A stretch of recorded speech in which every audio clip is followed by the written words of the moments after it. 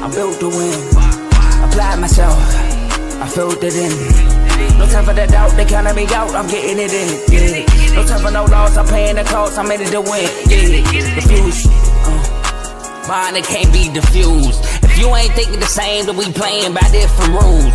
You can't see the vision, we living at different views. Until we complete the mission, keep getting up, never snooze. I walked a mile in my shoes, had the mind of a fool, chasing diamonds and jewels. Trust me, I was confused. Started minding my business and used my mind as a tool. Ended up finding my purpose and found the time to get to it. They told me I couldn't do it, they told me I couldn't make it. They sold it, could never break it. That's sadly mistaken. I need a piece of the pie, I want it so bad I can taste it. They told me like Toby, keep on running toes, they gon' take them. Refuse to lose, built to win. Applied myself, I filled it in. No time for the doubt, they counted me out, I'm getting it in. Yeah. No time for no loss, I pay for the cost, I'm winning to win. Yeah. Refuse to lose, I'm built to win. Applied myself, I filled it in. No time for the doubt, they counted me out, I'm getting it in. Yeah. No time for no loss, I'm paying the cost, I'm in it to win. Yeah. Refuse.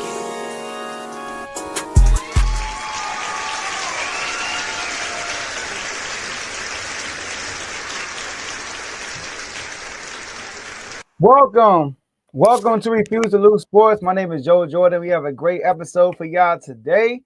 I'm happy to be here with my boy Tomo. Got a great show, like I said, ahead of us. Y'all can see the topics. I'll bring them up in a second. But before we get to that, we had a very interesting weekend of sports. A lot of firings, good games, some meltdowns. A lot happened, Tomo.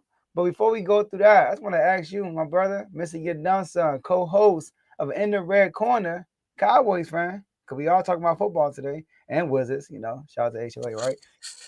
Tomo, how you doing? Man, I'm doing good, Joe. I don't know what to say about the Wizards, man. I expected a little bit more from them, but other than that, the Cowboys is coming off a bye week. I ain't seen them play football in a while, and I see what you're talking about too. But outside of that, I want to hear more about what you got to say about the Commanders, because a lot has changed for both of our teams in this division. We seen the Packers, we seen the Eagles play last night. There's just so much to talk about within the NFC East. So, Joe, I'm ready to get to it. How you? I'm doing good, ready to get to the show, man. Like I said, we got a lot to talk about. As you can see on the screen, we got the Eagles. They beat the Packers yesterday. We got to talk about what we learned from that game, because a lot happened, but so did a little happen that game too. It's scored 10-7. We got to talk about Brian Daboll and Nico Harrison, Tomo. Both of them got fired. We got to react to both firings. DQ is now in the DC. We got to react to that and see what's going on in DC. Like Tomo said, the Patriots went out and beat Tampa Bay in Tampa Bay. Shout out to my boy Teddy. Shout out to Tony also. Do you know Tony texted me and said, would you say that the Patriots are having the Commander type run from last year? He texted me that. He texted me that, right? So shout out to Tony, right? But are the Patriots true contenders? We asked about the Broncos, Tomo.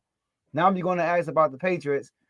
We got to talk about the Rams and the 49ers, man. They just blew them boys out the water. And the Chargers also blew the Steelers out the water, right? So we got to talk about both of those teams as far as 49ers and Steelers. And it's Tuesday. They was here Friday. And he's not here right now. But what we do on Tuesdays, shout out to my boy Dave, we turn up. Turn me up. And based on what Dave's saying in the comments, we need to back up. You're too close, man. You're too close. That's what you're saying. All right. But we are streaming this on 4 different platforms: Facebook, YouTube, X, and Twitch. So make sure y'all like the video on whatever platform you're watching this show on. Make sure you follow and subscribe on all of our social media platforms. You can follow us everywhere at Refuse to Lose Sports or at R2S Sports. And share this episode with anybody so they can come on and watch this show live with you, because you can be involved in the show by being in the comment section. We can see all the comments y'all will be putting out throughout the show. Shout out to my boy Dave. Y'all look extra close. Hey, we gotta be up close and personal, man. That's how it is. And we turned up. That's how it is, Dave. All right. And shout out to SPM Cards. Hope you find success. Hey, Hope, yeah, we appreciate you. No, for The real. kind words. And last but not least, enjoy the rest. We hope Cam Wolf find out success too, my boy. Last but not least, enjoy the rest of the show. Tomo, the floor is yours. Now you. Now, no. I hope we do find success. I was just saying it's gonna be. I don't know. They might have a bounce back season. We just talked about the Patriots, right, Joe? And that's funny that Tony asked you that question because that's a good question. Because it seems like they all on the same type of run that you all are. Oh, right out the gate. Shout out to Big O, man. You know, one of our superstar members with the 199 super chat. Shout out to R2L, hashtag ball for 94. And if you don't know, that's for Marshawn Nealon from the Dallas Cowboys again. Thoughts and prayers with his families. Condolences. Joe, I'm going to save that intro for when we talk about the Pats because that is a good question. That is a very, very good question. I can't wait to see you answer that one. But NFC East, you know, these seasons started off. And, you know, shout out to TikTok because they was on my back. Remember I said I think the Packers are peaking too early and they was like, ha ha, joke's on you. It's only week 2 and then the Cowboys game happened. Then they showed signs of life after that game and now boom, here we are again talking about the Packers. And now some people are calling out Matt LaFleur. They saying they don't like his play calling. Some people are questioning what's actually happening with the offense. They know what the defense is. Another funny story I'll share with you after I hear about what you learned from this Packers game. I mean, I would tell you the score, but you might have thought it was 1994 the way the score was 10-7 on a Monday night football game. Eagles versus Packers, two of the best teams in the NFC. Joe, what did the No, I'm not even going to do that. You got unfazed later. What did you learn from this Packers Eagles game? You know what's funny? I got this chat feature up right here, but it's not showing the last two chats. I got you. You know what I mean? Is it because it's on the phone? Oh, maybe because it's the mobile. Okay. So you know what? They doing stuff. Doing stuff. Yeah, this episode we're just gonna do it the old way. Yeah, we do it the old fashioned way this episode. Oh, you know what? I got you. Hold on. Do I? No, I don't. I don't got you. I'm sorry. We do the old fashioned way. All right. But yeah, we can see your comments. I ain't saying that. I'm not saying it, but I can see your comment. Hit the like button. Right. So what I learned from this game, I learned two things. Well, I didn't learn this from this game, Tomo, but I will say this: the Eagles are the best team. The Eagles, they are the best team in the NFL. Oh, this about to be good. The best team in the NFL. You know, and this is coming from a Commanders fan. One thing I heard Jalen Phillips say in the press conference, which I already could feel it, and I know you can feel it through the TV. He said this team walks with a certain kind of confidence throughout the whole game. Like they just know. He didn't say this, I'm paraphrasing. They just know they're going to win this game. You ever watch the Eagles game, you be like, man, they're going to win this game, man. They're going to win this game. It's rare that the Philadelphia Eagles lose a close game. It's rare. They lost. They lost 2 games. They lost to the Broncos, which was a rare way to lose. They were up by 10, and they got blown out by the Giants. And the Eagles could win in any kind of way, Tomo. They can win running the ball with Saquon. They can win throwing the ball to A.J. Brown and Devontae Smith and Dallas Goedert. They could win by the defense like they did yesterday. I thought the game plan they had going into this game was tremendous. I know A.J., which I'm going to talk to after this show on Unfazed, who's an Eagles fan, was upset in our chat. Make sure y'all become a member so you can be a part of our chats that we had during these games. He was upset, saying things like, we need to be more aggressive on third down. We are settling. First of all, Tomo, you know what the Eagles recognize? The Packers came into this game down 2 of their top receivers. That's true. Crab you said it on the show on Friday, Crab is his best weapon, and you was wondering to see how he's going to look without Crab. Crab was having a season of his life. He goes down. Golden is not there. And even though Golden production is not high, him being out there is a threat because he's a deep threat. He's not there. And then during the game, Romeo Dobbs get hurt, who is his, to my opinion, outside of Crab, as far as wide receivers, his number 1 target. I agree. So far this season. So all 3 goes down. So now Jordan Love is working with Christian Watson and others, right? So the Eagles are like, we're going to trust the defense. And we're going to put pressure on Jordan Love because Jordan Love, when getting pressure, he's not pretty good, Tomo. He's not good. You know, last night he got pressure only 17 out of 42, which is 40% of the dropbacks. But on the 17 dropbacks when he got Joe, pressured. I'm sorry, Joe. I thought they was playing. Jair really just retired, bro. Bruh. Yo, This is Jair Alexander just retired. This is second player that got retired on the Eagles. That's crazy. They lucky they won this game, Tom Walker. This would be. I'm sorry. They won the last game when he retired. I thought he retired to the Giants game. Was it after the Giants game? It might have. He did because that was a joke. Like a joke. Oh, they played so bad that they made him quit. He left. Okay. He left to focus on himself mentally and physically. Okay, I'll let you finish. But it's just funny that right after you said that, another player they traded for or signed just said, I gotta go. I gotta focus on me. That's crazy. Yeah, man. So Jordan Love, out of 42 dropbacks, he had 17 times he was pressured. He was 3 for 12 in those times, 421 yards. So when you pressure Jordan Love, he's not the same. I always said that. And like I said, the Eagles, they are poised. They just win games. And you got the addition of Phillips, Brandon Graham coming in. He didn't play a whole bunch of snaps, but Brandon Graham makes an impact. And they got pressure. They made Jordan Love uncomfortable in that pocket. And that's how they're gonna win games. So I think what I learned is that they are the best team in the NFL. They are the most poised team. They what the Chiefs used to be. Like Chiefs still that, but they have that even more than the Chiefs, in my opinion. They are just the most poised team right now. So they are true contenders. Yeah, they true contenders for sure. I mean, they are the contending Super Bowl. Right? No, I just had to, just a call back on Friday. I know Dave in the comments. Oh man, well, Joe, you kind of set it up for me to be negative because and then shout out to Big O. He also just put a little cherry on top, where it's just like, there you go, here go another player, because you said they were on the sideline walking with a confidence. Of course, you are going to have that confidence, right? When you already know what the game plan is my quarterback's not going to turn over the football, right? So it's just like, he's not going to make mistakes on the defensive end. We're going to have that time to peel back and get at the quarterback. But when you think that, you're going to be like, well, we should be up by like at least 10 to 20 points when every day in practice, you got Smitty, AJ, Dallas Goedert, one of the best offensive lines, and Lane Johnson get well soon because he did go down in that game. And you're just like, oh, we're going to put up numbers. And I took AJ's side on that debate because I'm like, you won it. The goal is to go get the ring, right? And now I'm not saying coming into the season and stat pat, right? But the goal is to now say, hey, I'm going to prove to you all and shut up the doubters, because you all said we couldn't win your way.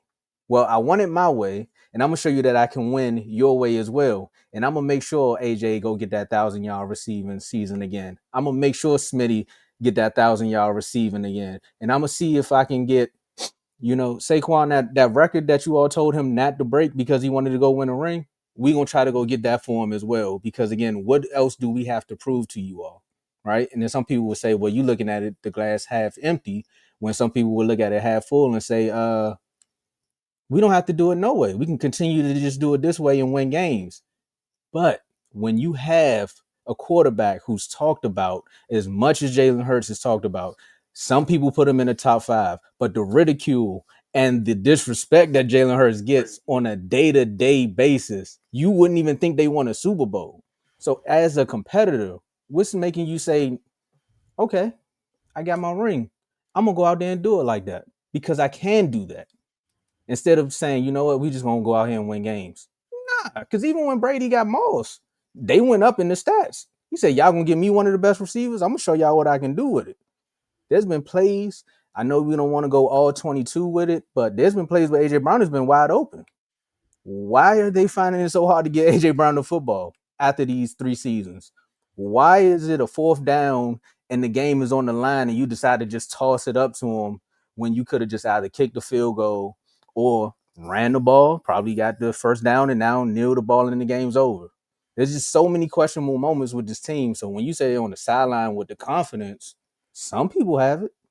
I know if I'm on the defensive side, I got it. But on the offensive side, I'm not having that confidence because I'm looking at it like, hey, bro, we need to be better.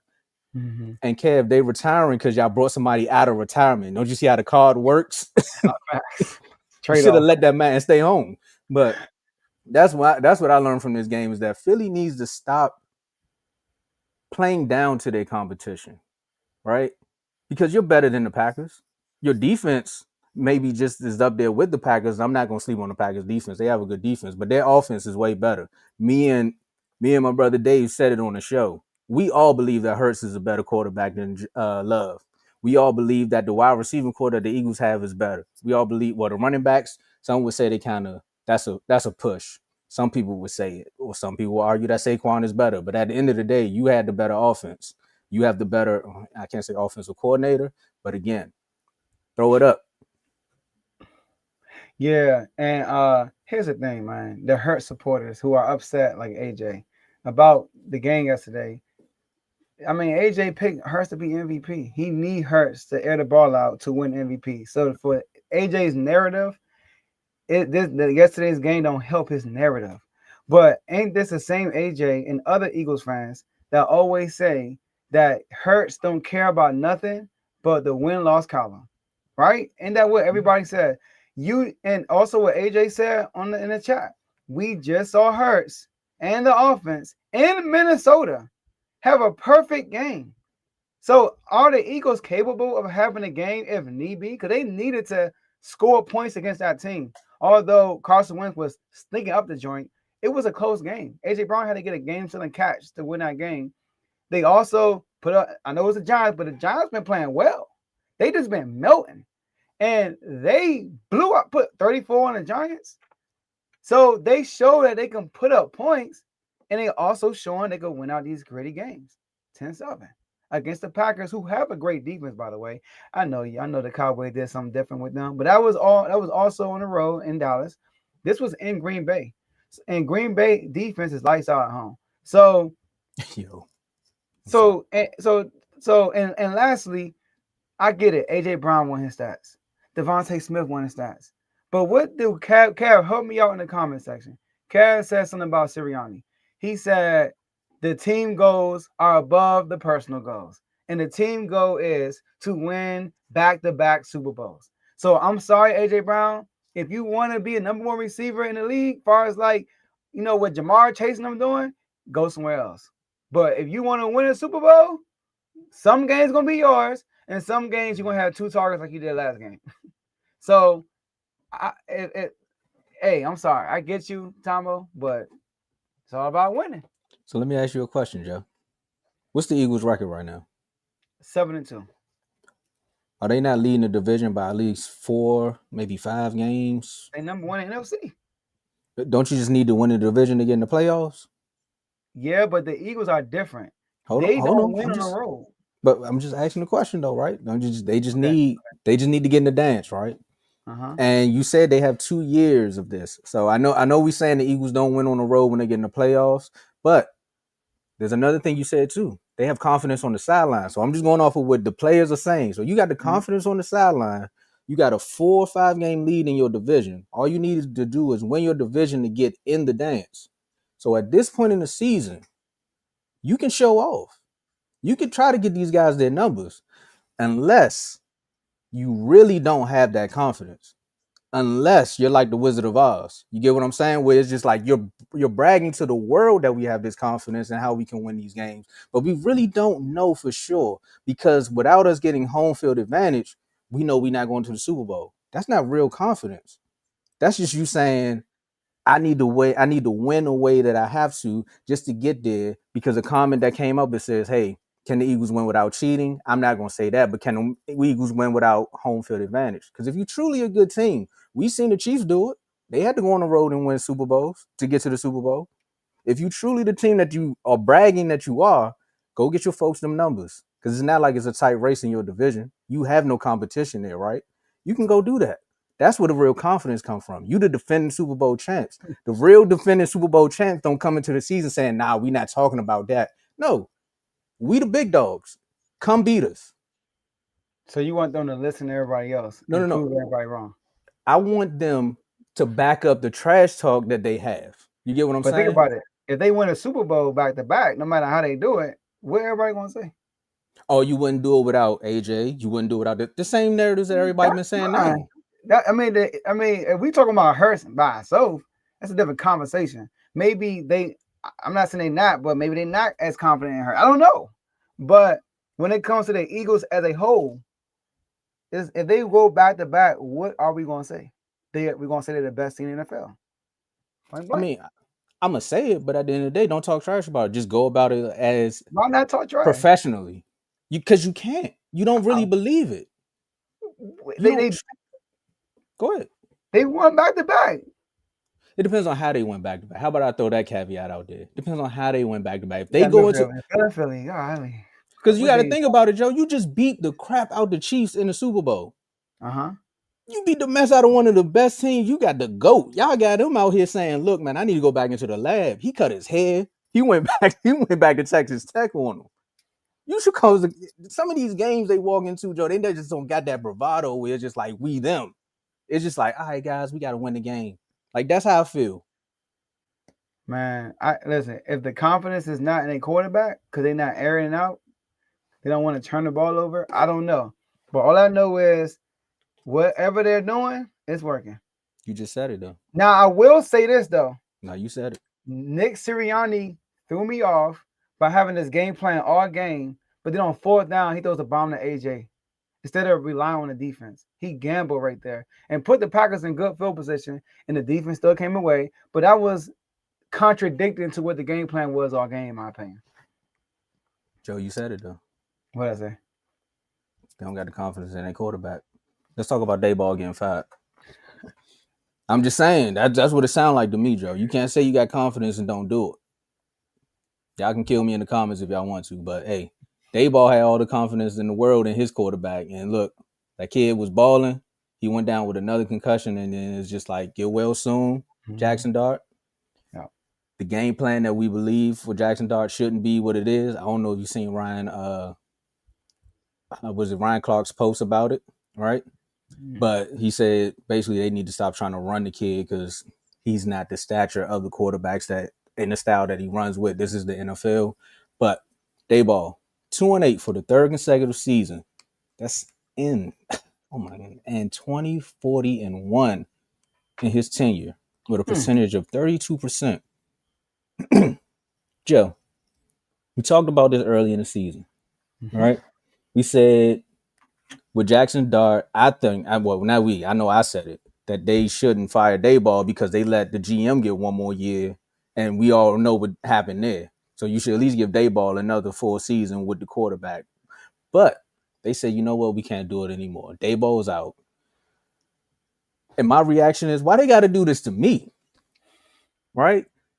The Commanders fired Commanders got rid of their ownership, got a new coach, went to the championship game. I was good when y'all was trash, Joe. You know what I'm saying? Why they got to do this to me? The Giants was an easy 2 wins a year because we knew Daboll was the coach. I didn't care who was the quarterback. They could have brought Peyton Manning out the booth. The Giants was just gonna be bad because Daboll was there. And I can't say I can't care who the quarterback is because my defense was a little bit better. I wouldn't have won the overtime with Russell Wilson.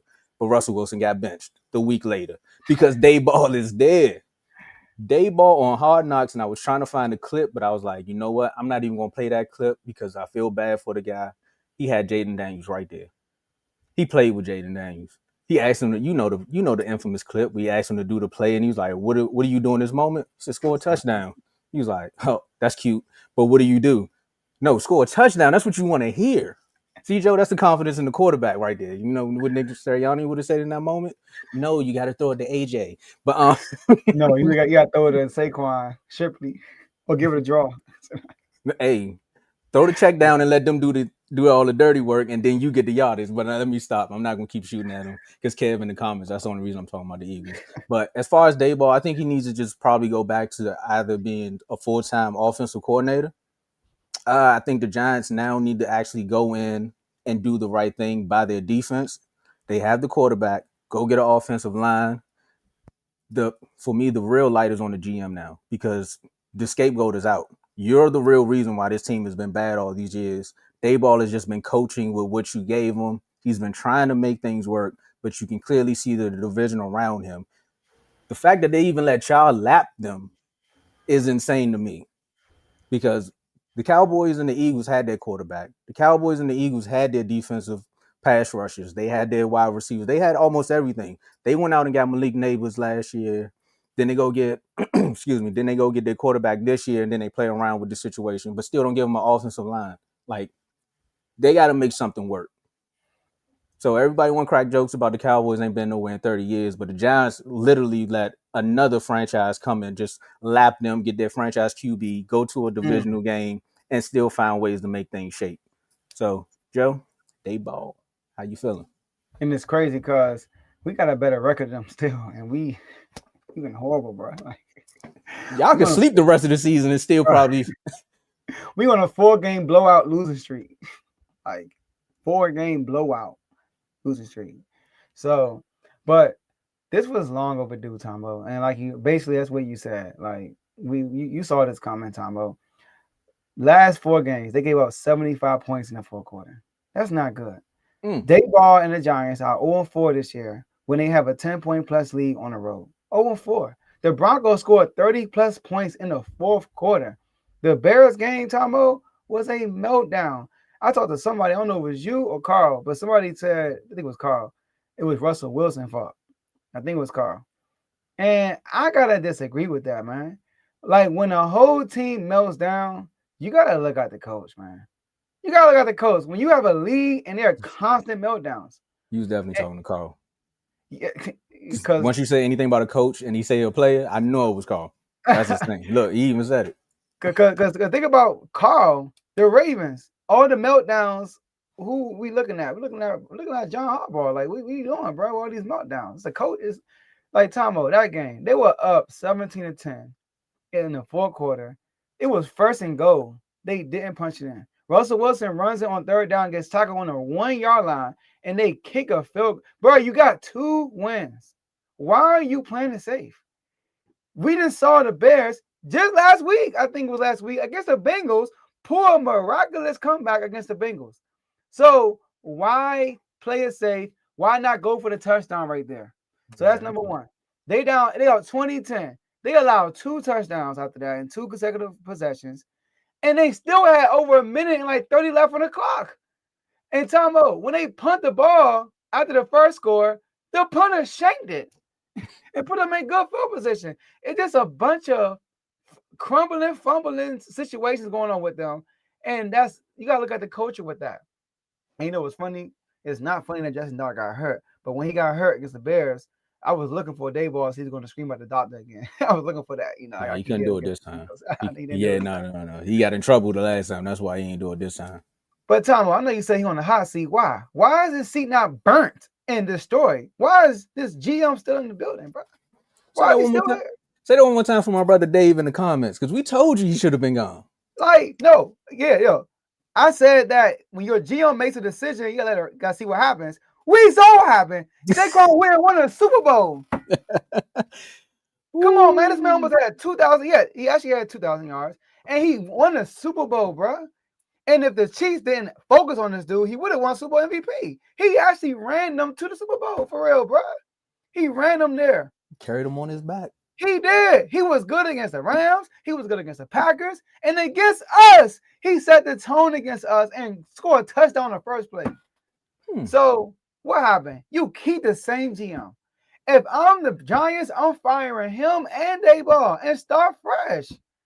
But like you said, maybe they should have waited till the season is over. But maybe because Jackson Dart is hurt with a concussion, we're not sure how long it's going to be. They like, this is do it now.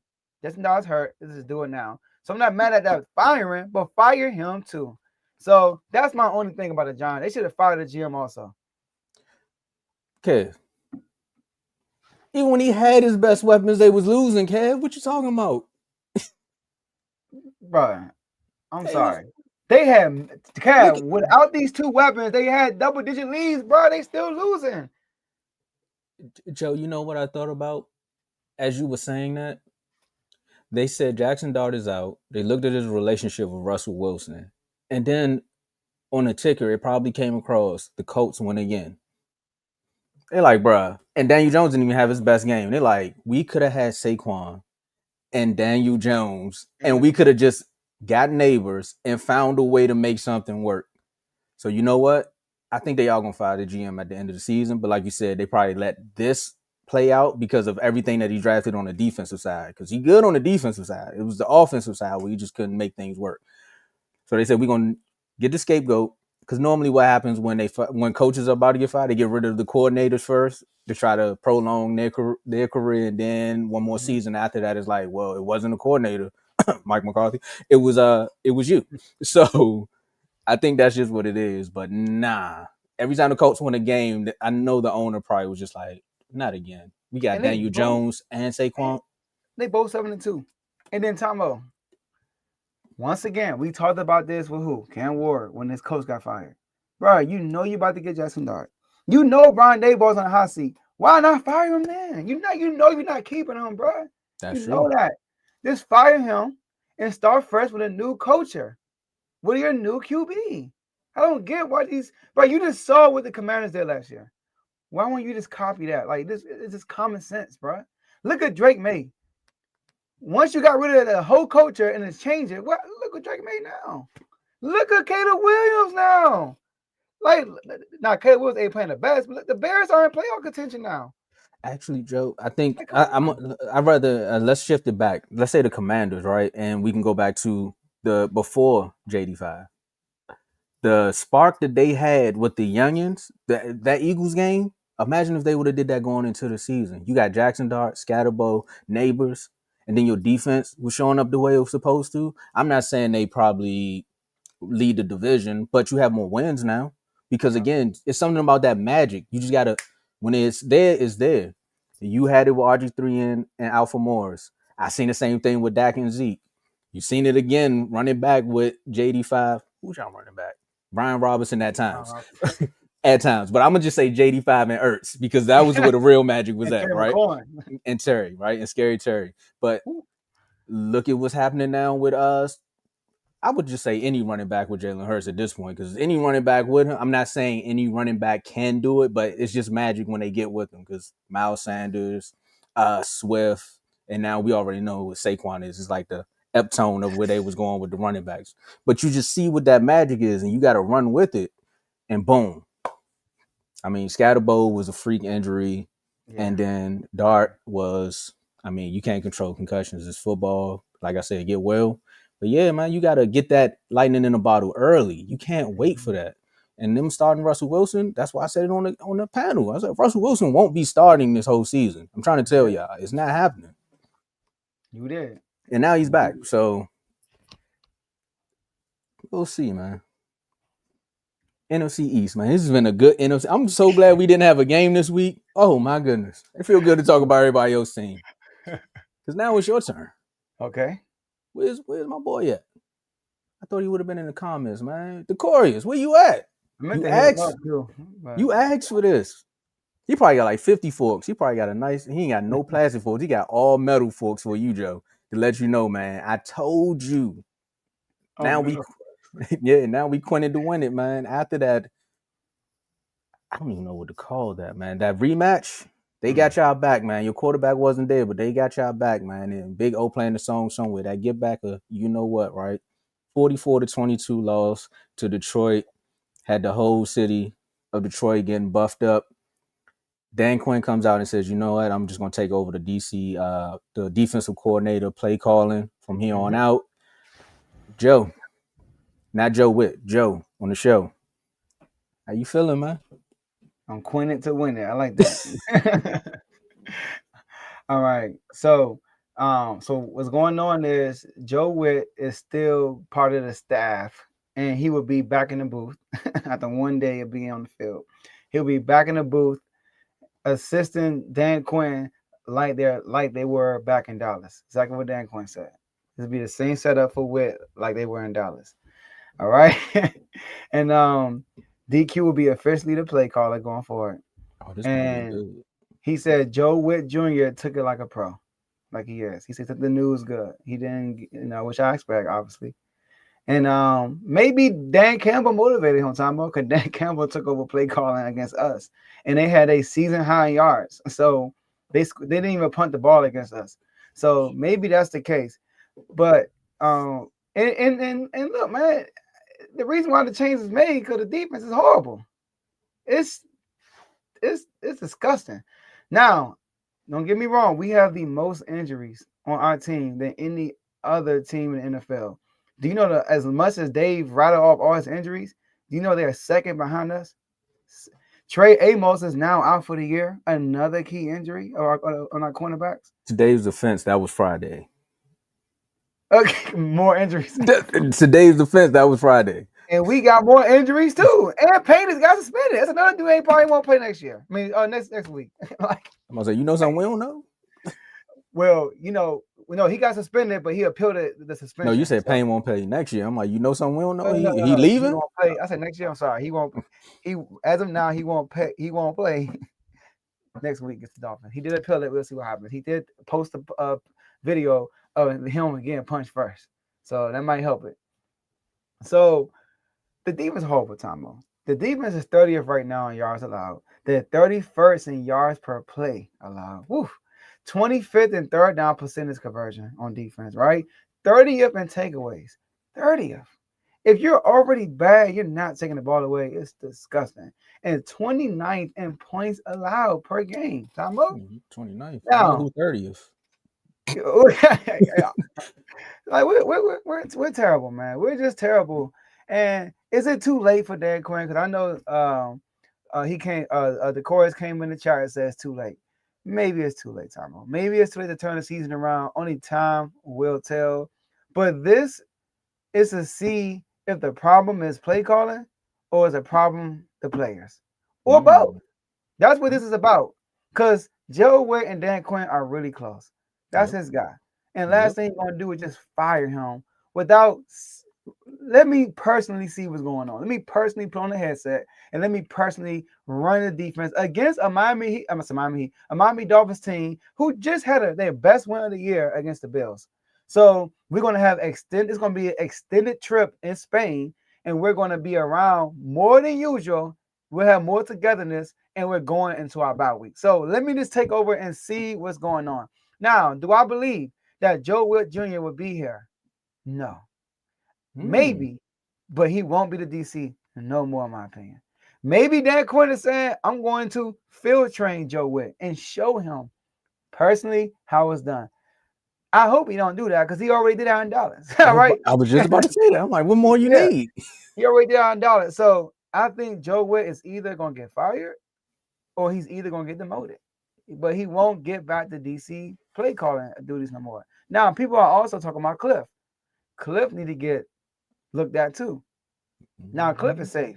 And the reason why Cliff is safe, because your superstar player on his team is Jaden Daniels, and that's his offensive coordinator, and he has success with Jaden Daniels. And last thing you want to do with your young rookie QB, your young sophomore QB, is to switch up another play caller and change it up from day one.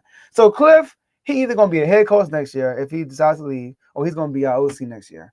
His seat is safe, at least for now. But like I said, I do not believe Joe Witt will do the job back. All right, I just want to address one thing because I know Kev typing like I don't know what right now. We know a quarterback in our division that changed offensive coordinators like people change ties. So some people would say they said your boy was better than half the quarterbacks in the NFC East last year. He should be able to deal with a new offensive coordinator, right? And even coming into the season, most of y'all suspected that if the season goes the way you all were projecting it, that Cliff wasn't going to be here anyway. He probably would have took another head coaching job. So I think that right there, you may have to get mentally prepared for. You touched on it before I could actually say something because I was going to say it's not just a defensive coordinator that need to be talked to. He trusts Cliff to just do his thing on his own because now as the head coach, you spending more time on the defense. It's just like I'm saying it in Dallas. Once you talk to the defensive coordinator, your offense kind of comes down some. So are you saying, you know what, JD5 is not here? I'm gonna let you run that, and then we'll see how things go on game day. Okay. I want to ask Dan Quinn this: if I was in the media room when we get our passes, I can't wait because I'm gonna start asking people crazy questions. They might kick me out, but hey. I would have said, Dan, why wouldn't you just wait until after the bye week to make a decision like this? So then your players can actually get prepared for this. I mean, you are going on a trip. Joe, you said it's an extended trip, but Why not wait till after the bye week? I mean, you've waited this long. You already know that your quarterback is out. Or was the game on Sunday just too much to bear that it's just like, you know what? The penalties, the players lashing out at the ref. He was defending himself now because we've seen the full video, but players swinging on other players. Again, it's just the penalties is really where it's at. But this goes back to what you said in a few topics before. It goes back to coaching. Like, what is going on with the head coach? And this is why a lot of the fans around the area, we talked about it, are calling for his job. They're just like, you know what? Dan Quinn got to go. I told you. I said it in the chat, but I told you, I was like, look, Dan Quinn, JD5, Josh, and all the new regime, Adam and everyone. You see what you did in DC? You gave him lobster, steak, shrimp. You know, you had the finest hookah, and you was feeding it to him for almost a year. You got all the way up to, we don't got love or dream no more, but you got all the way up to the VIP spot, and then said, you know what? I got oodles and noodles for y'all. If you from DC, you like, nah, we ain't taking that. You could at least brought some mumbo. You could have brought some wings and some mumbo sauce or something. Like, we ain't about to go like that.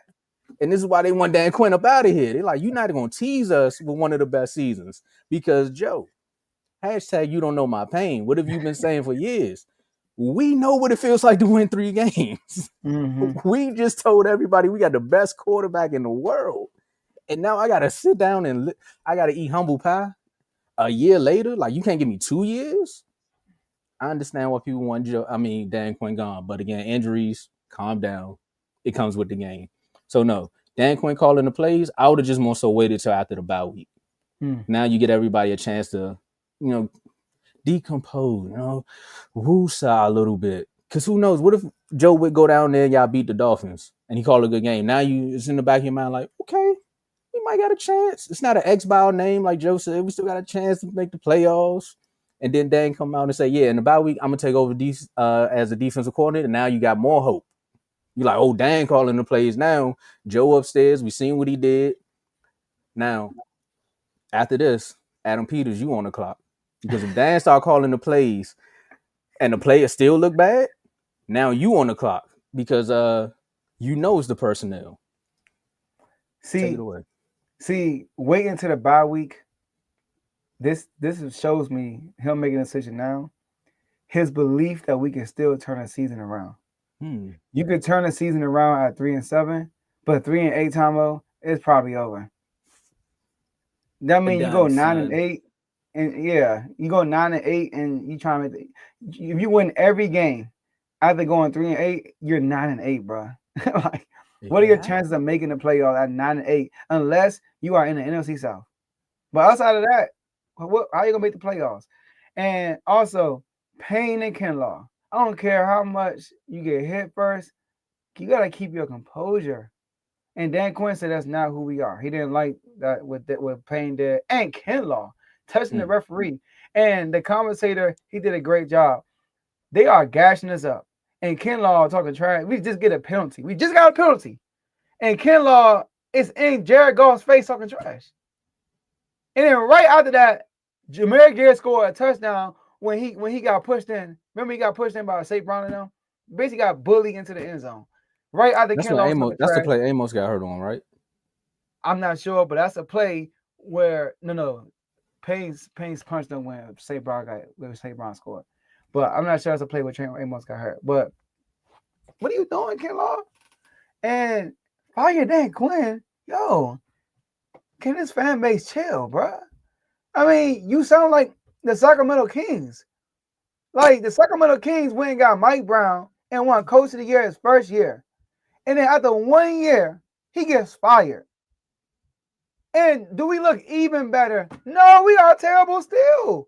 Why not keep him? You have to build a foundation. Mike Brown came and changed the culture and raised expectations. What did Dan Quinn do? He changed the culture and raised expectations. You are mad because the expectations are high. You get rid of Dan Quinn, guess what? You're back to the bottom. You want the new owner to beat Daniel Snyder after you complain about Daniel Snyder your whole life. So these spoiled fans who got spoiled for 1 year, that's it. Ungrateful, spoiled fans. Because this is being ungrateful, Tomo. This is forgetting what happened last year and not understanding what is really going on this year. I mean, We did, even though some of us, like myself, was happy about it. We came into the season with the oldest team. Shout out to the Corys for saying that we got the oldest team. We also got the most injuries, bro, than anybody in the NFL. The most. And that's including your starting quarterback, who was the sole main reason what you got far last year. And then Terry McLaurin only played one game with him. So don't get mad at Dan Quinn. Get mad at Terry for holding out. Get mad at the defense for being trash. Be mad at Joe Witt for being the bad schemer. Don't get mad at Dan Quinn because the coach is still there. It's just the players are not performing because we don't have the players to perform. Marshall Lattimore is trash. He is. I'm sorry he got hurt. He's garbage, though. He been getting cooked all year. Mikey Sanders-Trail, he got to be better. So, for those who's calling for Dan Quinn's job, that's why you are in the stands. Because if you had a job, you won't be no better than the Giants GM. Come on now. Let Saquon Barkley walk. Let Dan Quinn walk like let Saquon Barkley walk. So be quiet. And lastly, Tomo, I never been a Dream. I never even heard of Dream, bro. I don't even know That's what why I said Dream is. love. You don't know what Dream is? I never heard of Dream, bro. I've been in Love, Ibiza. That's Dream. Which one? Ibiza They used is called to Dream? no. Oh. Dream, Love got changed to Dream. Backstory, there's a lot of backstory behind it, but Okay. Dream used to be Love used to be Dream. So. Okay. So Dream was Dream first, then it was Yeah, Love. yeah. Oh, see, by the time I was going, it was Love. See, I wasn't going. See, my what's his name? Folks. My uncle used to be a security guard at the door there and Republic Gardens, so that's how I know about it. Oh, okay. But you said where? You said Republic Gardens. Oh yeah, on U Street. Okay. You bring about old memories, man. Hey, look. See what I'm doing? Because that's what's happening to these spoil you fans. That old memories coming back, and that's why y'all ready to fight Dan Quinn. Man, they ready to fight Dan Quinn. Like, man, look, I was with you. I'm like, I wouldn't fire Dan Quinn, especially because you don't know what else is out there. Like, I understand, but I also understand being upset. But hold on, I do want to mention. Carl said I didn't hear you mention Adam Peters. Adam Peters has a lot of pressure this offseason, Carl, because he gave up a lot of assets to get Lermy Tunsil, who hasn't been playing like an all-pro this year, by the way, who gave a lot of assets for Marshawn Lattimore, probably the worst trade in the last 2 years, because he gave up three draft picks for that man, and he's. You said y'all got them picks back though. One of them picks y'all got back. No, we got the Jahan Dawson trade. We got picks from Jahan Dawson trade, but no, we got. I think no. When y'all got Lattimore, y'all used a trade from somewhere else. Yeah, we use one of the picks for Dawson trade. Okay, because I remember one of the picks that we gave up, bro. Like one of them. Yeah, so, I remember the deal. And signing all these, bringing Ertz back, bringing Bobby Wagner back. At the time, it looked good, but right now, Bobby Wagner is a step slow, bro. He's not the same, bro. He is not the same. And Zach Ertz isn't either. I mean, Father Time is undefeated. But like I told you, Joe, if you could just put on a number 55 jersey and fall on the quarterback every now and then, you be all right. But Bobby Wagner's a linebacker, so you got to move around. I told you put him on the line. Look, even Von Miller gets to the quarterback sometimes. I mean, he got alignments. He's his arms, bro. Man, arms. Right. And shout out to Carl. He said, besides the fans who want Quinn gone, probably the same fans who ain't rapping the Commanders no more. Exactly. Right. Yeah. Well, I mean, Joe, I know. I'm glad you got that rank because I can't wait for you to post that reel. But shout out to our brother Tony for asking this question because Joe, that is a great question. And the reason why I say it's a great question is because of everything that's happened in the chat recently, right? And it goes to what this question was: are the Pats true contenders? And I'm gonna peel back for the folks who just joined in. Make sure y'all hit that like button. Brother Tony asked Joe. He said he texted you and he was like, do you think that the Patriots are on the same type of run that the Commanders were on last year? And with that, we have questions in the chat about is Drake May better than JD5? Drake May's in the MVP conversation. Drake May's getting a lot of love. He got Teddy acting different. The way Teddy acting now, I might have been scared when the Patriots was winning because he's acting different. He probably would have came on the show every day saying something crazy. But do you believe? Well, you got two questions. I'm gonna answer it quickly. Do I think the Patriots are true contenders? I'm gonna say they're contenders. I can't say true contenders because they don't have the pedigree. They don't have the history. This team, not the Patriots in general. We know what Brady and all of them did. They in the booth now. You know, Brady passing out awards every Sunday and Gronk breaking Legos of Steve Harvey. So we know what those Patriots are. But this Patriot team here, we don't know if they actually have that same pedigree, right? They're showing it in games. They're finding ways to win, but you got to go deep in the playoffs. So if someone, and I know I'm a co-pres of FJA, but if someone was to ask me about the Bills, I'm like, well, Josh Allen has been deep in the playoffs. I've seen what he can do to teams in the playoffs. I've seen him lose in the playoffs too, but I've seen it enough that if I would say that if the Chiefs weren't around, he might have gotten to a Super Bowl. I would have said it about the Bengals a few years ago, but their quarterback can't stay healthy. So I can't say they're true contenders as of right now. Lamar Jackson, we already know the downfall is as far as what the Ravens have in the playoffs, but because they make deep runs, you would say they're a true contender. Because if people are picking you to go to the Super Bowl almost every year, that means they believe in what you have in that locker room, right? We believe that the Eagles are true contenders. We believe that the Chiefs are true contenders. Another callback. But with this Patriots team, I think they're on the same level that I would say with the Broncos. They're good, they're contenders, but I just don't think it's true yet. I'm 100% with you. I think they're contenders, but the only true contenders to me in the AFC are the Ravens, Chiefs, and Bills, and it's because of the past. And a lot of these AFC teams who are rising right now, we don't know because they don't have playoff success. Yeah. But one thing I can say about the Patriots, out of the top AFC teams right now, the Chargers, the Colts, the Broncos, and the Patriots, I believe in the Patriots more than any other team that's out there. What? I do. I believe in the Patriots over the Broncos. I believe in the Patriots over the Colts. And I believe in the Patriots over the Chargers.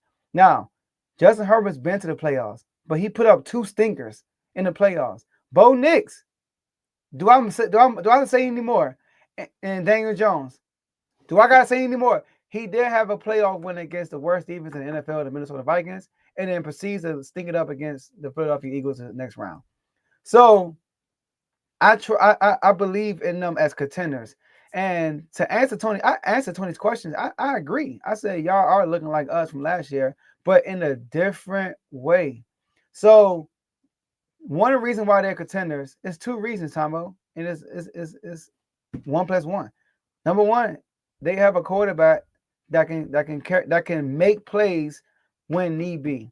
Mm-hmm. Drake May showed that he can make plays down the stretch of games. The Bills game is a perfect example of him doing that.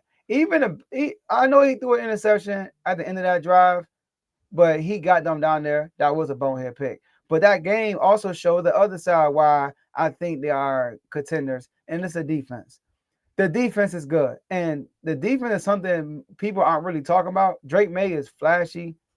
He gets a lot of love, but the defense needs to get a lot of love. That game against the Tampa Bay Buccaneers, that was a defensive shutdown for real.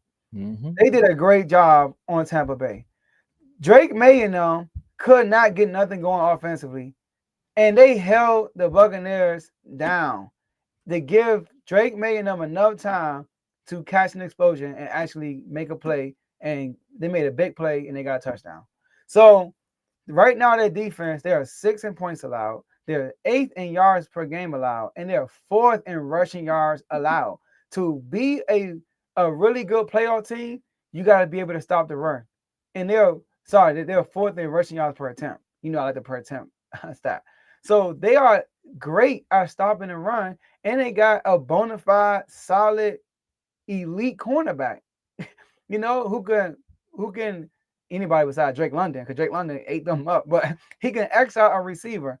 So, and they have a coach who's been to the AFC Championship game with Tannehill, bro. With Ryan Tannehill. So, yes, I don't think they're true contenders only because of we haven't been there yet.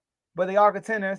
And this is why I told Tony, I said they are in a different way because, and Tony said himself, he said we are y'all except we have a better defense. That's the difference. They have a better defense. But their division, like who's in a division, is not who was in our division. That's true. I want to say that. We were dealing with the Eagles in our division, who we had a matchup with in the NFC Championship game. The Bills aren't the Eagles, bro. This year's Bears especially aren't the Bills. Now, James Cook looking like Saquon a little bit. You know what I mean? And Josh Allen looking like Hurts a little bit too.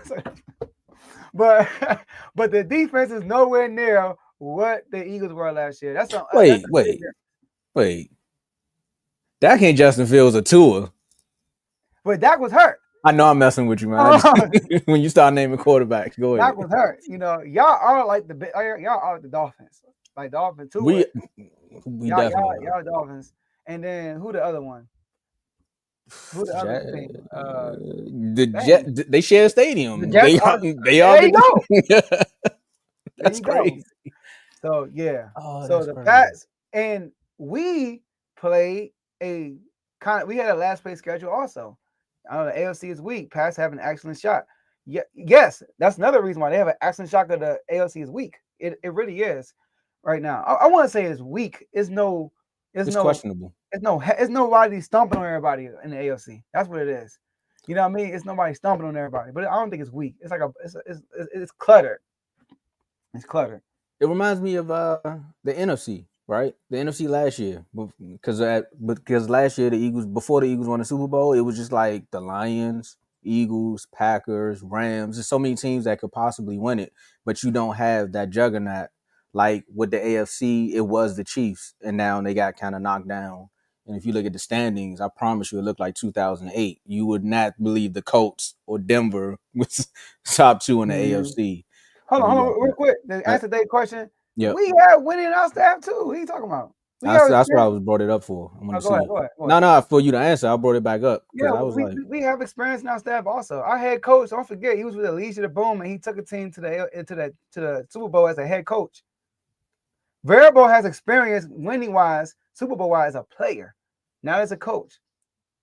Josh McDaniel does, but we also have experience. We have guys on down our roster as assistant coaches that also have success in winning too. Joe Witt won a Super Bowl with the Packers. It's a DB coordinator. Yeah, and then the players too, because y'all had Bobby Wagner come over. He won a Super Bowl. Ertz won a Super Bowl. Zach Ertz. Yeah, so y'all had the players too. Yeah. There you go. You say Verbal and Josh McDaniels. But what's good? I'm going through the comments right quick and we'll take a quick second. I want to know who I want to know if we know PJ personally. But what's up, PJ? What's going on? Carl said right quick. I tried to tell people last year James Cook only top in rushing. Yep. Yo, I mean, Carl pounding on that. Hey, look, man, every time they don't run the ball, we see what happens. Colts are beatable, Bills are beatable, Denver is beatable. Yeah. Chiefs are always we kind of agree there. Yeah, I still think Chiefs are the Chiefs are the team to beat in the AFC, obviously. And it's only because it's the Chiefs, like my man said. Chiefs are this dangerous. And nobody, like he said, the AFC is weak and nobody is sticking their head up like I'm the best. The three top seeds in the AFC are teams that we really don't. It's the Chargers, the Colts, and the Patriots. Three teams that we really don't truly believe in. Well, I'm gonna switch it. We're gonna jump a topic. We're gonna shift the topic around because we're gonna stick with the AFC. Because now that you say that, I mean, there is a team in the AFC that's leading their division, and some would say the sleeper team would be the Ravens because they're finding ways to win. The Steelers bounce back, got to win, and then Chargers say, "Hey, we're gonna shock y'all right out of LA." The jokes could go around and say, "Hey, look, man, that nine games, man. You get close to that 9 games, we already know what's going to happen." So they like, we're going to try to teeter off as much as possible because we don't want Mike Tomlin to get his 9 and then just say, you know what, I'm done with it. After losing to the Chargers, right, and seeing that the Ravens are winning, your boy is coming back. I'm trying to think. I said Home Alone. I don't know why I can't think, but Joe Burrow's coming back. Okay. I don't know why Home Alone helped me think of that, but Joe Burrow's coming back. Yeah, exactly. But Joe Burrow's coming back, and now this division is looking like, okay, it's starting to shape up the way things are. But if you're a Steelers fan, you technically had a chokehold on the division for a while, and now teams are coming back, which is kind of where I was going earlier, Joe, with the Eagles. Was like, if you got like 5-game lead, you can kind of do your thing. But where the Steelers are at, do we feel like the fans should be concerned? Shout out to RBO Vaughn. He just did an episode. I know he's in the comments. I really want to know, should they be concerned? Because if you ask me, yes, you should be. And I'm going to bring the chat on air because that's what R2L is. Vaughn, Joe said it 2 episodes ago, and I'm going to say it to you too. If the Steelers allow the Ravens to come back and take this division, I'm okay accepting your leave of absence, bro, because there's no way on, I want to say Heinz Field, because I know that's not even the name of the field no more, on Heinz Field, green grass, that y'all should allow this team to come back and take this division. The offense has been sputtering, but your defense has been showing up in games, right? Yeah. Some people would say the offense, at some point they felt like it was going to sputter out because how Aaron Rodgers, right? They were like, okay, he's looking good, but he's still old. And age is going to kick in at some point. The attrition is going to be there. I'll let you come on here and defend your team as far as offensive line and getting into the trenches of it. But at 5-4, with a Lamar Jackson who can make a quick turnaround, and I know every time you play one of these teams in that, I know you're not going nowhere. I'm just saying, I accept the leave of absence. I know you're not going nowhere. If you want it, you can have it. You know what? Nah, because y'all wouldn't let Big O go. Sorry, I gotta take that back. No, I got ruffle Big O. I'm sorry, bro. My fellow Cowboys man. I just thought about that. They wouldn't let you go, Big O, so nah. But you got the Bengals next. That's true. But we got Quinn. The Bengals are next. You need to win that game. The Bears after that. You need to win that game. The Bills, you need to win that game. The Ravens, you need to win. Actually, you know what? I'll let the Bears game. If y'all don't win that one, I'll let that one slide by. But the Bills. I think the Bills is a little personal, but I think I know it is. Exactly. So I think Bengals, you definitely need it division wise. Bears, if you don't win that one, depends on how things shake out. But you need the Bills win for that momentum to go into that Ravens game. You got Dolphins, Lions, Browns, Ravens. You need to gain as much momentum on this team because they're getting hot. Of course, the Ravens did have a little streak in between where they were playing teams that they were more superior than. But based upon how everything Vaughn's been saying, and I'm using more so his words about his team, where the offense doesn't show up at times, you can't go down this stretch and let another team where they know what their offense is capable of, if Lamar and Henry and crew get back to going. With the Bengals, I think Joe Burrow still just got to find his rhythm, but I don't think the Bengals are winning this division, so I'm not going to really talk too much about them. But because of the panels and everything that's happened in the chats, Steelers fans, you should be concerned. Yes, man, they should be concerned, man. I mean, that they got DK Metcalf, right? Remember what DK Metcalf hawked Buda Baker? That's what it's looking like, man.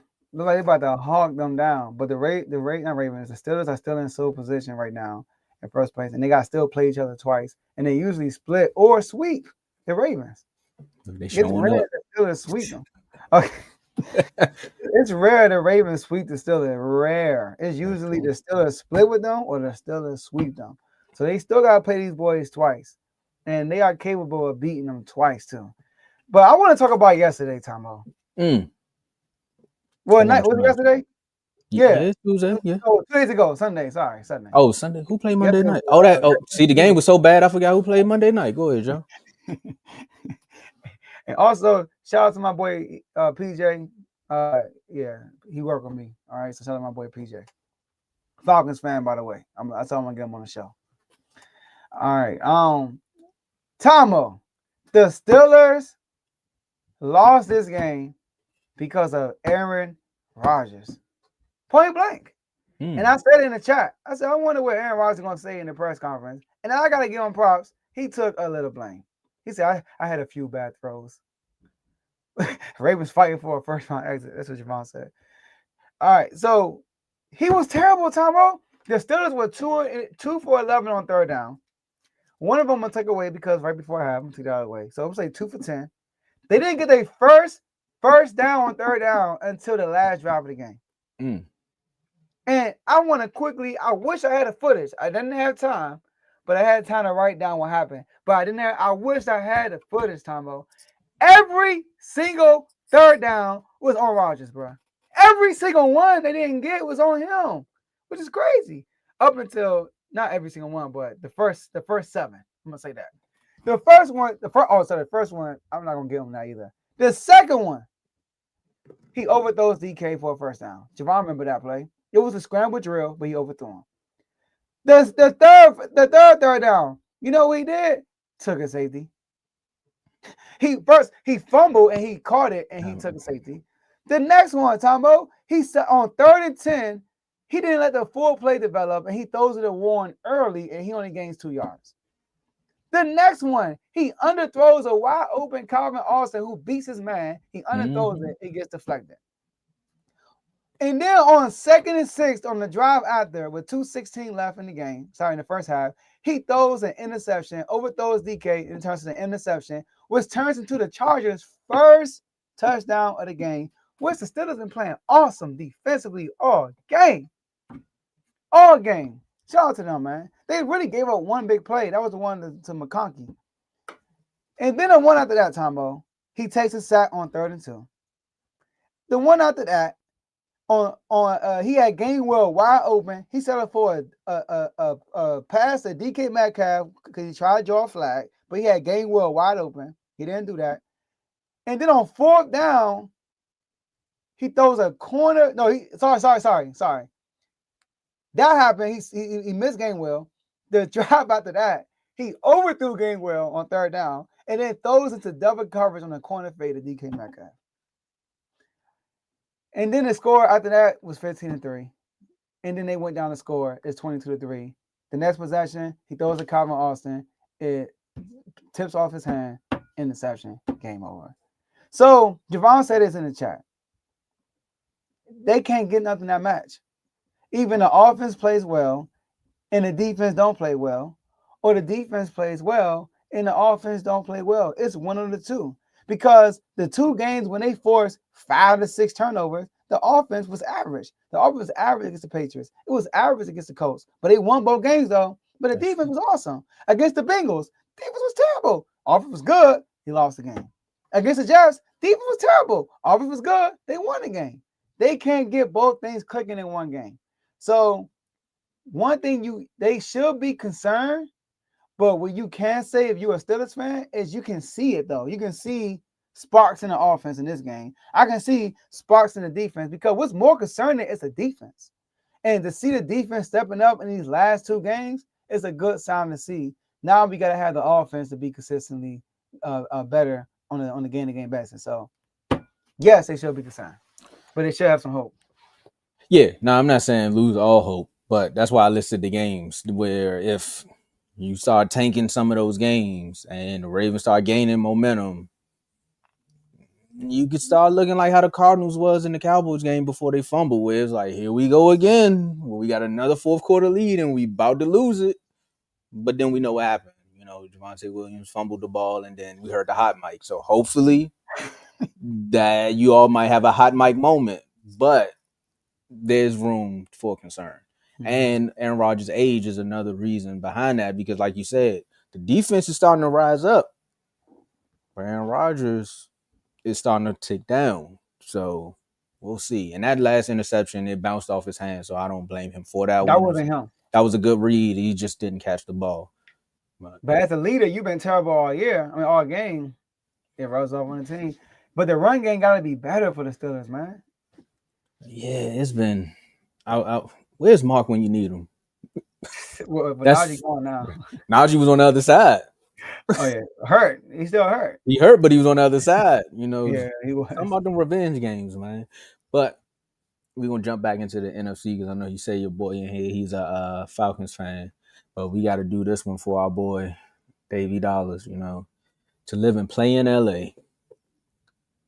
Friday, we asked Dave, it's like, hey, Dave, who do you believe will win your division? And he's like, you know what?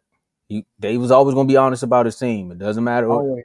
if they on a 10-game win streak, if they on a 6-game losing streak, they lose to the Cowboys in the playoffs and the Cowboys go to a conference championship game. It never happened it did happen in my lifetime, but it didn't happen in the last 10 years. However, Dave was always going to be honest about his team. So I think his answer, and y'all can go back and check out the episode. For those who are new, go back and check out the episode. But I think his answer was between the Rams and the Seahawks. Yeah, I was trying to give Dave just a little bit of hope on that one, Joe. I was like, I think you all can still do it, even if you lose this game to the Rams. But I didn't expect them to lose to the Rams the way they did. Granted, we all know what the issues is. I mean, the injury list is with the 49ers, but they still been finding ways to win games. They are going at it in the comments too. But my reaction to the Rams blowing out the 49ers, Devontae Adams is getting old. My man pulled a little muscle on a route. I said, I watched the offensive lineman run a better route than that, Devontae. Like, what we doing? He grabbed his bag and said, you know what, man, I can't do this with these kids no more, man. Not right now. But honestly, I would just say take a woosah, man. You know, they jumped out to a 21-0 lead on the Rams. However, between these two teams, it's always been a competitive game, even when it goes back to that playoff game with the 49. Was it the 49ers that had the pick? Yeah, the year that the Rams went to the Super Bowl where he had the pick and he dropped it. That was the one time I was rooting for this team in the playoffs too. But nonetheless, Matt Stafford was looking good in that game also. But again, I still just know it's something about the Ravens, and we've been talking about, not the Ravens, the 49ers, right? It was though. But it's just something about the 49ers, and as we've been talking about true contenders, they are one of them teams that just has that pedigree, right? Where it's just like when they down and out, they're going to find a way to make something happen. And that's my reaction is it's just a bad day. Like the injury list caught up to them. They played against a team who was well prepared. They were ready to come out and make a statement, and that's just what happened here. Now, if they go off and lose the next 3 games, it's time to hit the button. But again, like you said, the injury list is there. But I'm not hitting the button. I still think that the 49ers have a chance to make a play in this division. Seahawks look great. They do.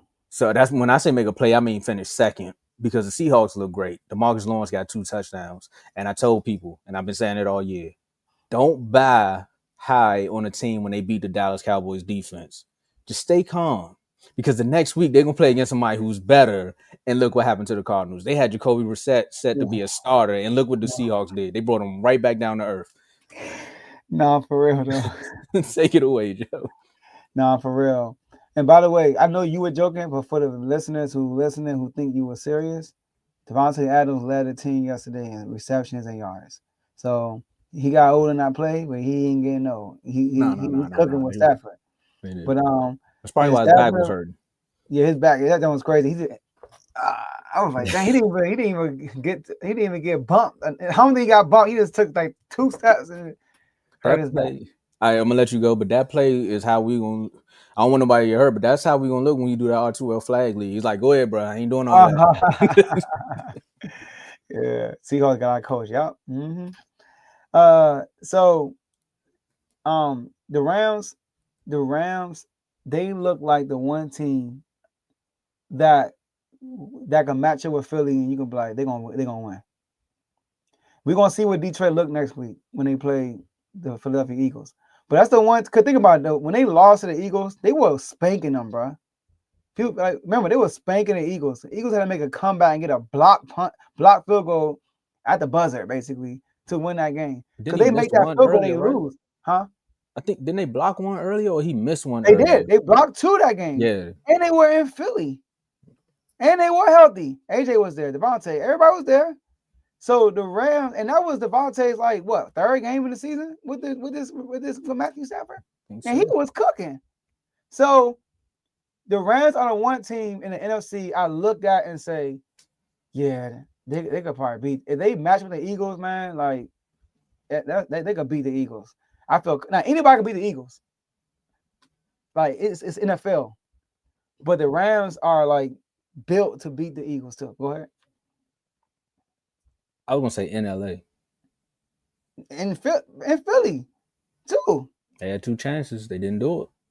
What? 2 chances to win.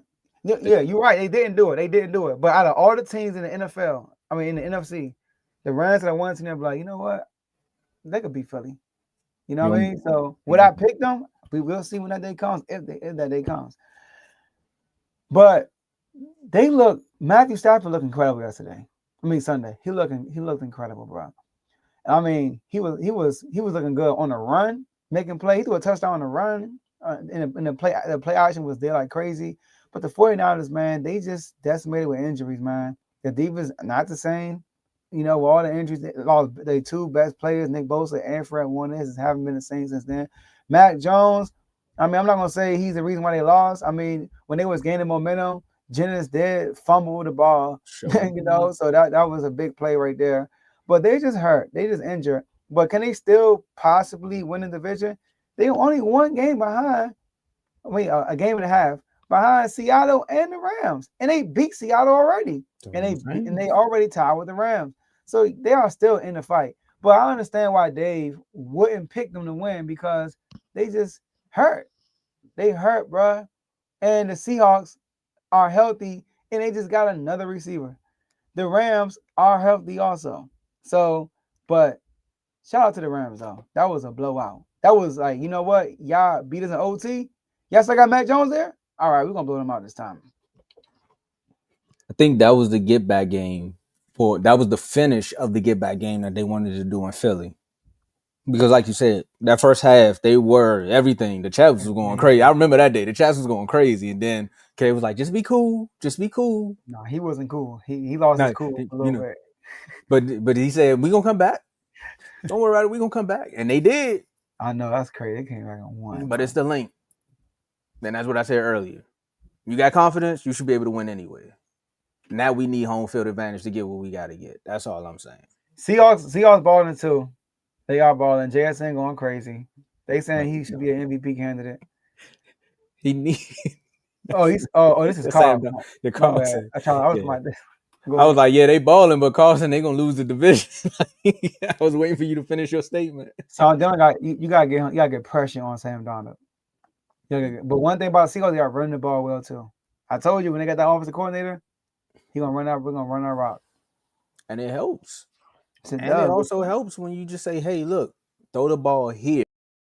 Harrison's gonna be there. I promise you. And then when you watch that game against the Commanders, it really looked like Sam Darnold was like, I'm gonna just throw it into space. And 11 was there every time. Nah. And their defense is good too.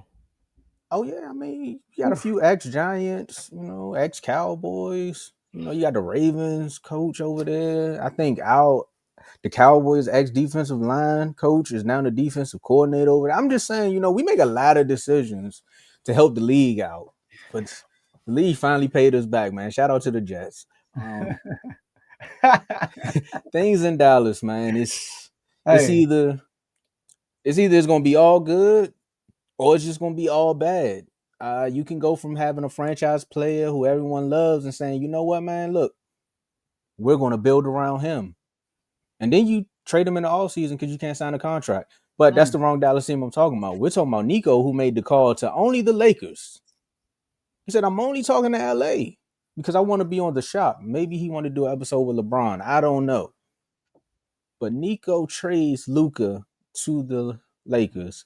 Nico finds a way to get the number 1 pick in Cooper Flag, and the world says, look, man, we told y'all Nico did this, Nico that, and look, Nico got us Flag.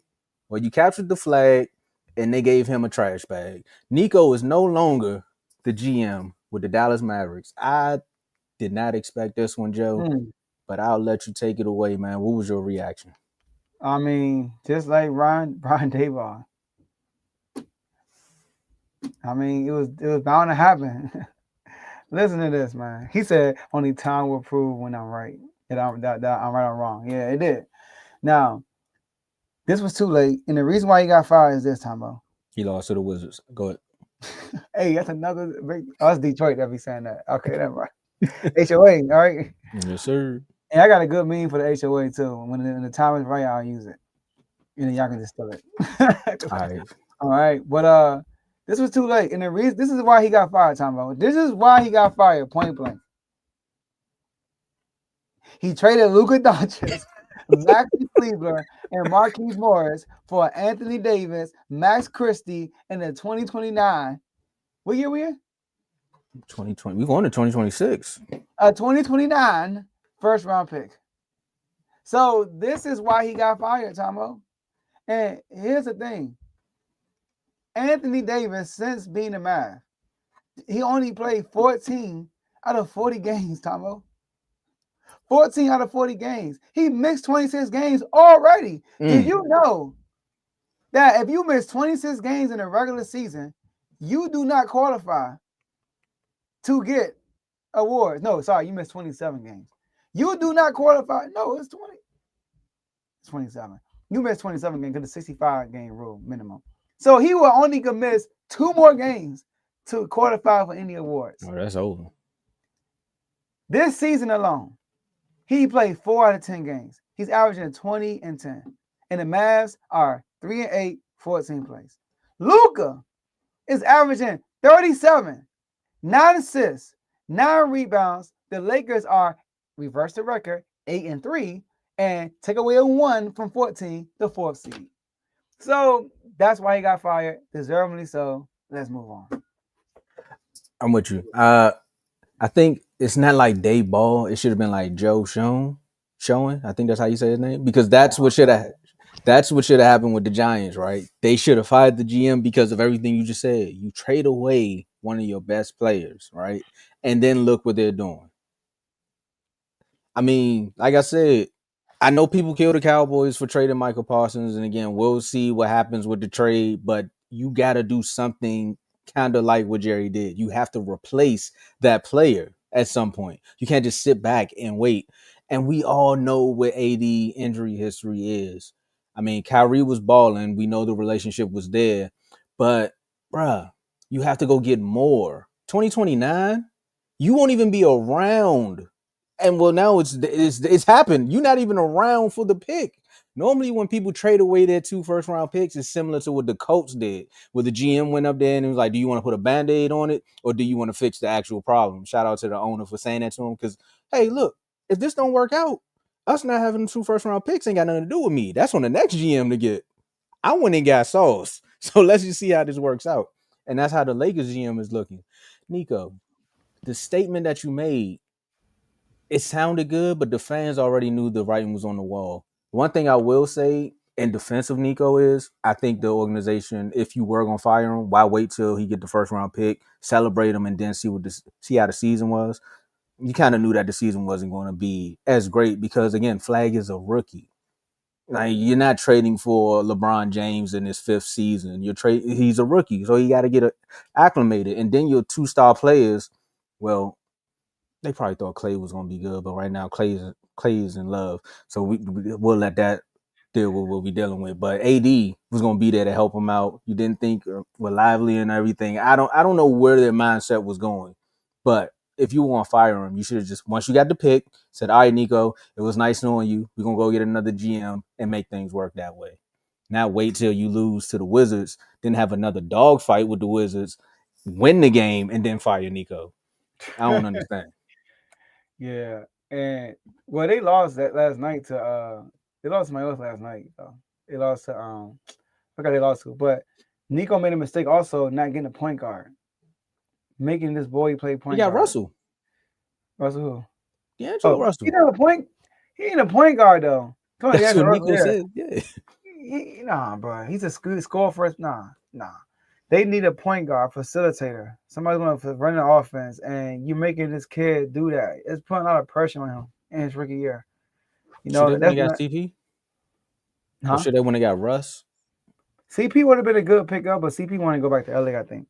But he would have been a good pickup. And Russ, maybe. Yeah.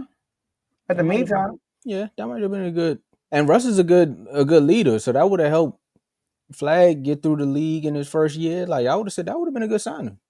Yeah, and I think that he lost to the Bucks. That's right, Javar. He lost to the Bucks. But I think that Russ could complement Kyrie very well too. Yeah. They complement each other very well. I feel like so. Russ would have been a good person to get, but they need a point guard. Like Cooper Flag does a pretty good job. I would say that, but he's not. That's not his rightful position though. You know what I mean? Get that man the ball in a triple threat. Like get the ball, give him the ball when he didn't pick up his dribble, and let him create a shot on his own. Joe went back to being a coach right quick. He said, "Get the ball in the triple threat." That coaching came out. That coaching came out. I heard it.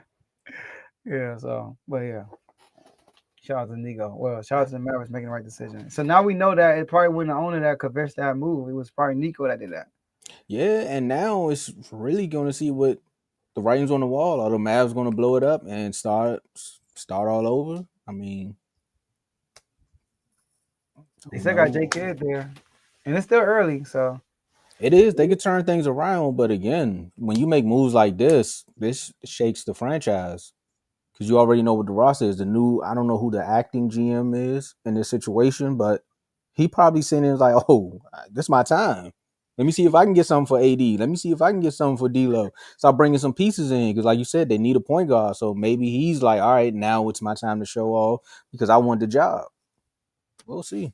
yo, bro, like the fact that he traded Luca is crazy. Like he fooled himself. He really think that his GM skills got them to the NBA Finals. But it was Luca and Kyrie. I'll give Kyrie some credit. He did go get Kyrie. He put the team. But Kyrie forced himself out of the Brooklyn too, though. That's true. So tripping, Luca tripping, man. That's why you gotta go get trade. you gotta go get you a top 5 player at another position to remind the fans that you're still working. That's all I'm saying.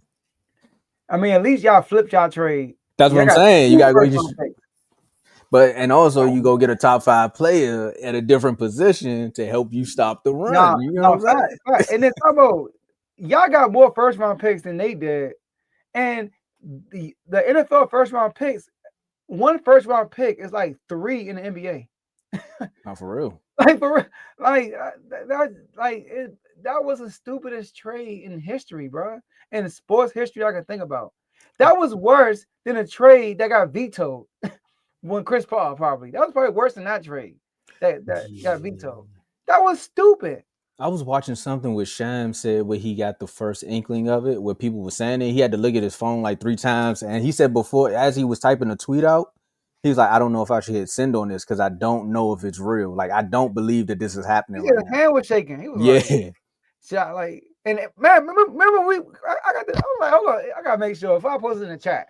I remember where I was at when that happened. Yeah, I think I posted it. I said, let me double check because I had to look. Like, is this really Sham? Did he get hacked? And we all thought he got. Tomo, have we ever get news and thought the person got hacked? No. Nah. That's how bad it was. And it was the timing of it. It was like 1 a.m. our time when that trade happened. So it was like, you sure? Exactly. Luca to the Lakers. AD. And the Lakers look like they having fun. No LeBron this, but the Lakers look like they having fun. They shooting full court shots, pointing at the ground. So I shot it from here. Austin Reeves saying I was close. They look like they having a blast. I do want to say this. The NBA has been worried about LeBron. Like, we need LeBron. We need LeBron. The NBA is showing right now without LeBron's presence, the NBA is thriving right now. They got more parity now. It's thriving, bro. It is thriving. Like the ratings are high right now. So it's letting the league know, like, dang, we might not need LeBron no more. But first, the Lakers got Luka. They're like, we don't really need LeBron no more. Now the NBA gonna be like, dang, we don't need LeBron no more. So LeBron just might retire soon, bro. Hey, he might. Like I said, they got more parity. You got to think about everything off the court. They got things like, we got to get out of here too, but they got shows like Starting Five that's pulling more people because whoever got Netflix, they're watching it. They got their kids watching it. You got TikTok and everything like that. So it's just like, nah, we okay. Then Jordan doing doing interviews before every NBC game. Right. So it's just like, bro, if Jordan gonna keep dropping gems like this, we don't need, bro. I like that Jordan's involved himself though. Kudos to him for that. Mm-hmm. It's some Jordan haters that you got Bron haters and you got Jordan haters, bro. They just be hating on Jordan. Like, I had a friend who's a LeBron friend, and he hit me up and was like, "Man, it was a waste of my time watching the interview." I'm like, "Oh, what do you expect? That life changing moment in this? Like, come on, man." You But know, anyway, man, they got to. you know what? Oh. Yeah, that's. They probably thought the lights went out. Let's get out. Let's get out of here. Yeah, my last word. Shout out to the whole R2L network. Shout out to my boy Tomo. You know, we had a great show today. Shout out to the whole R2L family. Shout out to everybody in the comment section, especially Big O for dropping the super chat early in the show. We appreciate you. And Commanders, man, we still in the fight. Dan Quinn made a move at the right time. Well, could have been earlier, but this is not too late though. I would say we can still turn this around. Kings, we got the Nuggets. Speaking of NBC, on NBC tonight. So I will be watching that game from start to finish, and I will be dropping a reel after the game talking about the Kings. All right. So shout out to the network. We are booming in numbers right now. But we are itching to 1,800 subscribers. I think we are 10 away, Tomo. So I'm excited about that. Yeah, man, let's keep thriving. And shout out to R2L. Hashtag R2L. All right, and I'm gonna just piggyback off of. I'm gonna just co-sign everything Joe said, and I'm gonna give a shout out to our superstar members right quick. So shout out to Donnell, Dave, Taniqua, RBO Vaughn. He just did an episode. Make sure y'all go check that out. Also, CTC dropped the episode too, so make sure y'all go check that out as well. But shout out to Joe, Giovanni, Chris, Coach Coombs. Shout out to Coach, man. Coach be having folks come through here with the fantasy tips, man. So we already know that Coach Coombs is working. Shout out to Decoria. Shout out to BWT Teddy. And happy birthday, Teddy, as well. Joe, I know we got to talk about it in our next. It's Teddy's birthday? They put it in the chat. Oh, I already been in chat today. Oh, so, snap. Shout out to Teddy. Happy birthday. Yeah, we're going to talk about it off air. We got to start doing that on air, too. Just giving people the chance to shout out. But I talked about it now, so we don't got to talk about it off air. But shout out to myself and Big O as well. And again, shout out to Big O with the $199 for your mind. My last words is everyone's praising Michael Parsons for his post-game interview after they lost to the Eagles and saying, hey, we still believe. I just want everyone to know that was a copy and paste of around about the same time when we were trying to make the playoffs right before the Bengals game. And he said, hey, man, everybody in his locker room doesn't need to stop doubting because we got a chance. We can win games. He ain't doing the podcast no more. So he just finding ways to say the right thing at the right time. But shout out to Michael, man. He balling, man. Yes, sir. He was. He get a sack, though, but he balling. All right, y'all. That's all we have for y'all today. And we'll see y'all Friday at the next episode. And Bradley Beal in the NBA. See you.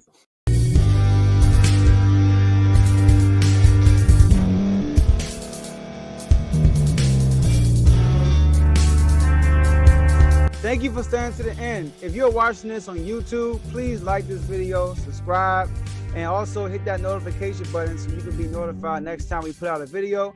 If you're listening on any podcast platform, subscribe and hit that notification button, y'all, so you can be notified we put out another podcast audio. And last but not least, hit that share button. No matter what you're listening to or watching it, hit that share button and send it to somebody that you know that would love to watch this episode you just listened to. So once again, thank you for staying to the end, and we'll see y'all in the next episode.